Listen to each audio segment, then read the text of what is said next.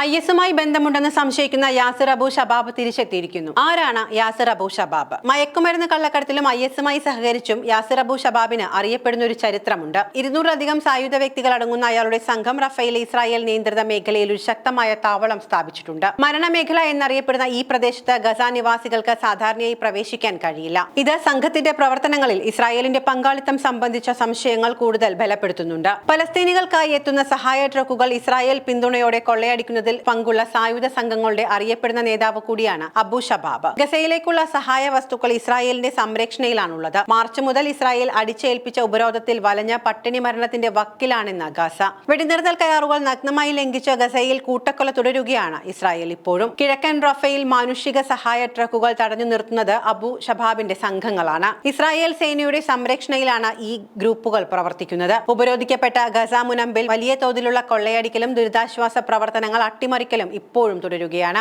സഹായ വസ്തുക്കളുടെ വിതരണം നിയന്ത്രിക്കുന്നത് ഇസ്രായേലാണ്. ഈ വർഷം ഫെബ്രുവരിയിൽ സ്ഥാപിതമായ ഗസ ഹ്യൂമാനിറ്റേറിയൻ ഫൗണ്ടേഷൻ എന്ന സ്വകാര്യ ഏജൻസിക്കാണ് ഭക്ഷണ വിതരണത്തിന്റെ ചുമതല. ഇസ്രായേൽ മുൻകൈയെടുത്ത് സ്ഥാപിച്ച US പിന്തുണയുള്ള ഏജൻസിയാണ് GHF. മുൻപെല്ലാം ഐക്യരാഷ്ട്രസഭയും സന്നദ്ധ സംഘടനകളുമാണ് സഹായ വസ്തുക്കളുടെ വിതരണം നിർവഹിച്ചിരുന്നത്. ഇപ്പോൾ ഇക്കാര്യങ്ങളെല്ലാം മാറ്റി നിർത്തിയാണ് സ്വകാര്യ ഏജൻസികൾക്ക് ഈ ചുമതല ഇസ്രായേൽ കൈമാറിയിരിക്കുന്നത്. GHF നടത്തുന്ന സഹായ വിതരണവും ഗസയിലെ പരിമിതമായ കേന്ദ്രങ്ങളിൽ മാത്രമാണ് എത്തുന്നത്. ഐക്യരാഷ്ട്രസഭയുടെ വിമർശനവും GHF ഏറ്റുവാങ്ങിയിരുന്നു. മാനുഷിക മൂല്യങ്ങളും നിഷ്പക്ഷതയും ഉയർത്തിപ്പിടിച്ച് പ്രവർത്തിക്കാനാവില്ല എന്ന് ചൂണ്ടിക്കാട്ടി GHFന്റെ executive director Jake Wood May 25-ന് രാജിവെച്ചിരുന്നു. ഗസയിലേക്ക് എത്തുന്ന പരിമിതമായ മാനുഷിക സഹായങ്ങളുടെ വിതരണത്തിന് സുരക്ഷ ഒരുക്കാനാണ് തന്റെ സംഘം എന്ന് അവകാശപ്പെടുന്ന പോസ്റ്റുകൾ അബു ഷബാബ് പങ്കിട്ടിരുന്നു. കഴിഞ്ഞ വർഷം അബു ഷബാബ് സംഘം ഒരു ഇന്ധന ട്രക്ക് പിടിച്ചെടുത്തു. റോഡുകൾ തടയുന്നതിനും സഹായ വിതരണങ്ങൾ തടയുന്നതിനുമായി കത്തിച്ചിരുന്നു. ഇത് ഇസ്രായേൽ സൈന്യവുമായി ഏകോപിപ്പിച്ചാണ് സംഘത്തിന്റെ പ്രവർത്തനങ്ങൾ. ഇത് കടുത്ത ഭക്ഷ്യക്ഷാമം നേരിടുന്ന പ്രദേശങ്ങളിൽ മാനുഷിക സാഹചര്യങ്ങൾ വഷളാക്കുന്നതിന് കാരണമായി.